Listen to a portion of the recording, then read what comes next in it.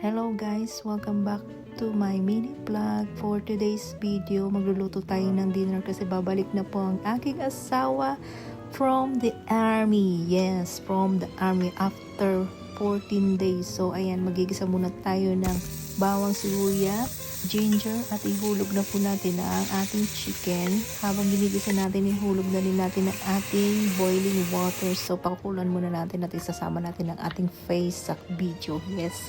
So ayan, tinanggal ko na muna yung ating dugo-dugo at hinulog ko na yung papaya. Habang kumukulo siya, nagayat na rin ako ng fresh onion, spring onion.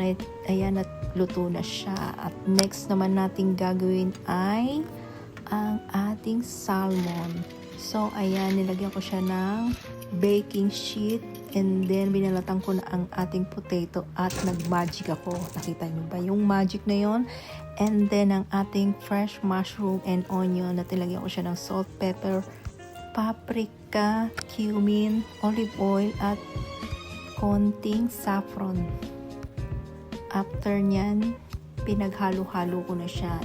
Pagkatapos ko naman siyang lagyan ng pangpalasa. Yes, pangpalasa.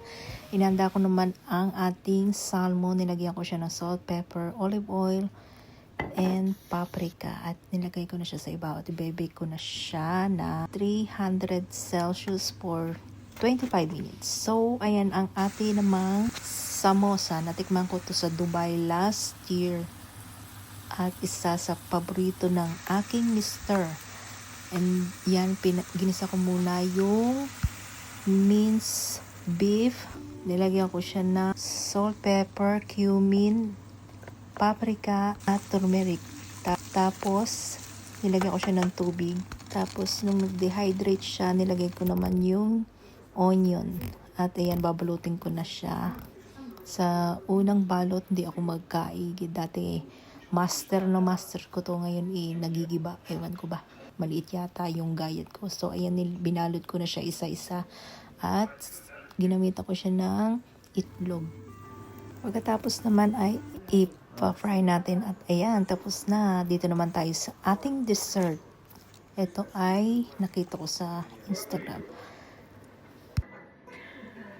Gawa naman tayo ng cream roll. So, ayan, ni-roll ko na naman siya. Masyado akong seryoso dito ha. At ayan, nahirapan ako medyo hindi siya dumidikit. Pinaghalo ko naman ng heavy cream, powdered sugar, at vanilla. So, ayan.